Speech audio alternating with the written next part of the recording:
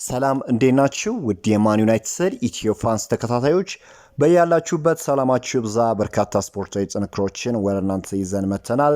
እስከ ፕሮግራማችን መጠናቂያ ድረስ አብራችሁን ቆዩ። ለቻናሉ አዲስ የሆናችሁ ቻናሉን ሰብስክራይብ እንዲሁም ቪዲዮን ላይክና ሼር ማድረግ ፈጽሞ እንዳይዘነጋ። ከማንቸስተር ዩናይትድ ጋር እንደሚለያይ ሲነገር የነበረው የ14 ዓመቱ ባለተሰጥኦ አጥቂ በማንቸስተር ዩናይትድ እንደሚቆይ ተረጋግጧል። የካሪንግተን ተስፈኛ በክለቡ ለመቆየት የወሰነው ከጄንሰን ዊሎክስ እና ማት ሃርግሪቭስ ጋር የተደረገ ወሳኝ ስብሰባ መሆኑም ተገልጿል። አመራሮቹ ለተጫዋቹ እድገት ያላቸውም ተስፋ ጄጄ ገብርኤልን በማንቸስተር ዩናይትድ መቀጠል ሁሉ የተሻለ መንገድ እንደሆነም አሳምኖታል ተብሏል። ተስፈኛው የካሪንግተን ታዳጊ ገብርኤል ታዲያ በማንቸስተር ዩናይትድ ቤት አዲስ የረጅም ጊዜ ውል ሊፈርምም እንደሆነ ታውቋል። ምንም እንኳን በርካታ የአውሮፓ ትላልቅ ክለቦች ተጫዋቹን ለማስፈረም ፍላጎት ቢኖራቸውም ተጫዋቹ ግን በማንቸስተር ዩናይትድ ለመቆየት ወስኗል። በመሆኑም ስምምነቱ የመጨረሻ ደረጃ ላይ ሲሆን እንደተለመደውም ለተጫዋቹ መቆየት የጄንሰን ዊሎክስ ከፍተኛ ሚና ተጫውቷል ሲል ነው ፋብሪዚዮ ሮማኖ የገለጸው። በሌላ ዜና ፒኤስቪ ትሬል ማላሲያን በቋሚነት ለማስፈረም አካቶት የነበረውን አንቀጽ እንደማይጠቀሙት ለማንቸስተር ዩናይትድ ይፋ አድርገዋል።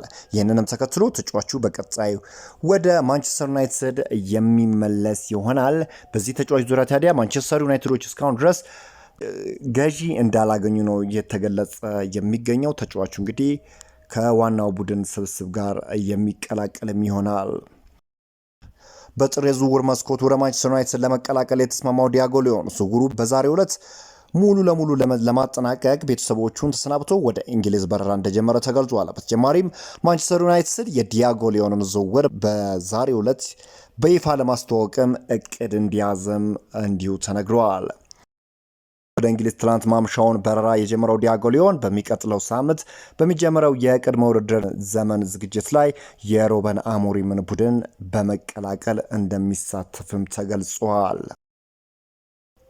ማንቸስተር ዩናይትድ እንግዲህ የጀርመናዊውን የፊት መስመር አጥቂ ሁጎ ኤኪቲኬን ለማስፈረም ብዙ ስራዎችን ሲሰራ ቆይቶ ነበረ። ነገር ግን አሁን የሚወጡ መረጃዎች እንደሚጠቁሙ ከሆነ የሰሜን ለንደኑ ክለብ አርሰናል በተጫዋቹ ላይ ያለው ፍላጎት እንደጨመረ እና ተጫዋቹን ለማስፈረም እንግዲህ ከማንቸስተር ዩናይትድ ጋር ለመወዳደር ዝግጁ መሆኑ ተገልጿል። እንደ ቢልድ ዘገባ ከሆነ መድፈኞቹ ይህንን ተጫዋች ለማስፈረም ፍላጎት እንዳሳዩ ነው እየተነገረ የሚገኘው።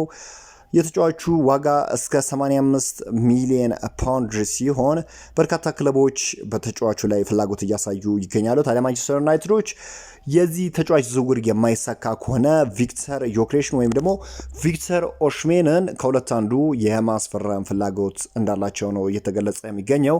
ከሰሜን ለንደኑ ክለብ አርሰናል በተጨማሪ ሊቨርፑሎችም የተጫዋቹ ፈላጊ መሆናቸው የሚታወቅ ጉዳይ ነው። የብሪያን ምቤሞ ዝውውር በተመለከተ መረጃ ላድረሳችሁ። እንደሚታወቀው ማንቸስተር ዩናይትዶች የሁለተኛው ኦፈራቸውን አቅርበው ነበረ። 55 ሚሊዮን ፓውንድ ሲደመር 7.5 ሚሊዮን ፓውንድ ማለት ነው። አጠቃላይ 62.5 ሚሊዮን ፓውንድ ማለት ነው። ከመጀመሪያው ኦፈራቸው ከፍ ያለ ነው። የመጀመሪያው ኦፈራቸው 45 ሚሊዮን ፓውንድ ነበርና አሁን የሚወጡ መረጃዎች እንደሚጠቁሙት ብሬንትፎርዶች እስከ 65 ሚሊዮን ፓውንድ ድረስ እንደሚፈልጉ ነው እና ማንቸስተር ዩናይትድም ሶስተኛውን ኦፈር ለማቅረብ ዝግጁ መሆናቸው እየተገለጸ ይገኛል። ባለፈው የውድድር ዘመን 20 ጎሎችን ማስቆጠር ይችላል። እንግዲህ ብሪያን ምቤሞ በፊት ለፊት መስመር ያለበትን ችግር ይፈታልታል ተብሎ ነው የሚጠበቀው። ሩበን አሞሪም በተጫዋቹ ላይ ያለው ፍላጎት እጅግ የላቀ ነው። ለታክቲኩም እጅግ አመቺው ተጫዋች እንደሆነ ይታወቃል። ተጫዋቹም ቢሆን ወደ ማንቸስተር ዩናይትድ ማቅናት ብቻ እንደሚፈለግ ለብሬንትፎርድ ማሳወቁ ይታወቃል። ምንም አይነት ተቀናቃኝ ክለብ የለም። ምክንያቱም የተጫዋቹ ፍላጎት ወደ ማንቸስተር ዩናይትድ ማቅናት መሆኑን ተከትሎና የመጨረሻውን ኦፈር ማንቸስተር ዩናይትዶች ያቀርባሉ ተብሎ ይጠበቃል። ዝውውሩም እንግዲህ በዚህ ሳምንት የማለቅ እድሉ ሰፊ እንደሆነ ነው እየተገለጸ የሚገኘው። በማንቸስተር ዩናይትድ በእጅጉ ነው የሚፈለገው የስፖርቲንግ ሊዝበኑ የፊት መስመር አጥቂ ቪክተር ዮክሬሽ በተመለከተ መረጃ ወጥቷል። እንግዲህ ፋብሪዚዮ ሮማኖ እንደዘገበው ከሆነ ታዲያ የስፖርቲንግ ሊዝበኑ ፕሬዚዳንት የሆኑት ፍሬሪኮ ቫንድራስ እንዲህ ሲሉ ተናግረዋል። አሁንም ቢሆን ይህንን ቃል እደግመዋለሁ።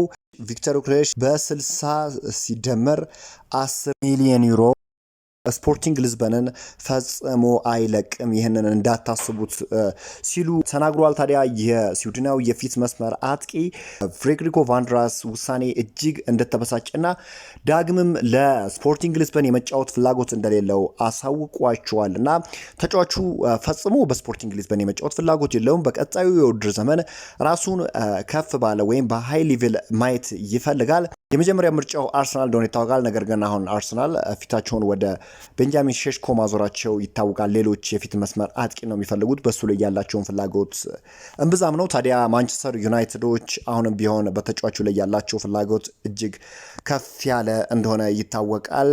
በዋነኝነት የሚመለከቱትም አይነት የፊት መስመር አጥቂ እንደሆነ ይታወቃል እና ግፊት ለማሳደር ከወዲሁ ዝግጁ መሆኑ ነው እየተነገረ የሚገኘው። የማንቸስተር ዩናይትድ የአካዳሚ ቡድን ተጫዋች ጃይደን ንጓሺ በማንቸስተር ዩናይትድ ቤት ለተጨማሪ ዓመታት ለመቆየት ከውሳኔ ደርሰዋል። የ16 ዓመቱ ታዳጊ ታዲያ ከእንግሊዝና ከሌሎች ክለቦች የዝውውር ጥያቄ ቢቀርብለትም በማንቸስተር ዩናይትድ ለተጨማሪ 4 ዓመታት የሚያቆየውን ውል ለመፈረም ከስምምነት መድረስ ችሏል። እንግዲህ ድንቅ የሆነ ተጫዋች እጅግ የሚገርም እንቅስቃሴን ማሳየት ችሏል እና በማንቸስተር ዩናይትድ ለቀጣይ ዓመታትም የሚቆይ ይሆናል። እንግዲህ ማንቸስተር ዩናይትድ በተለይም እንግዲህ በወጣት ተጫዋቾች ላይ እየሰሩት ያሉት ስራ እጅግ አስገራሚ ነው። ይህ ተጫዋችም እንግዲህ ለቀጣይ ዓመታት በማንቸስተር ዩናይትድ ቤት የሚቆይ ይሆናል። በርካታ ታዳጊዎች እንግዲህ ማንቸስተር ዩናይትድን እየተቀላቀሉ ይገኛሉ። ይህ ደግሞ የሚያሳየው ዩናይትድ በወደፊት እንግዲህ ጠንካራ የሆነ ክለብን ለመገንባት የሚያደርገውን ሂደት የሚያጠናክርላቸው ይሆናል።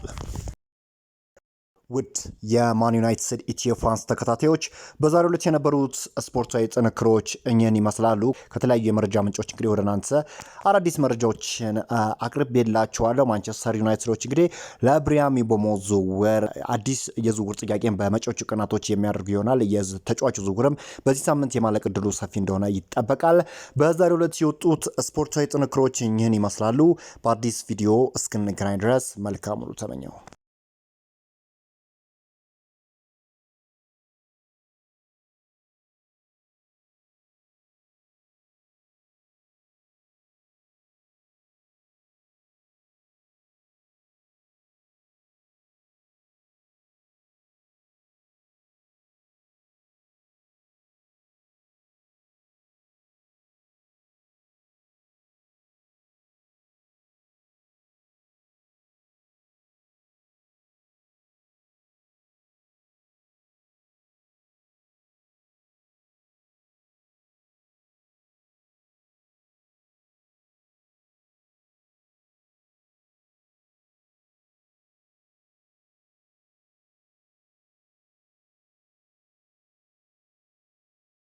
ውድ የማን ዩናይትድ ኢትዮ ፋንስ ተከታታዮች በአዲስ ቪዲዮ እስክንገናኝ ድረስ መልካም ሁሉ ተመኘው።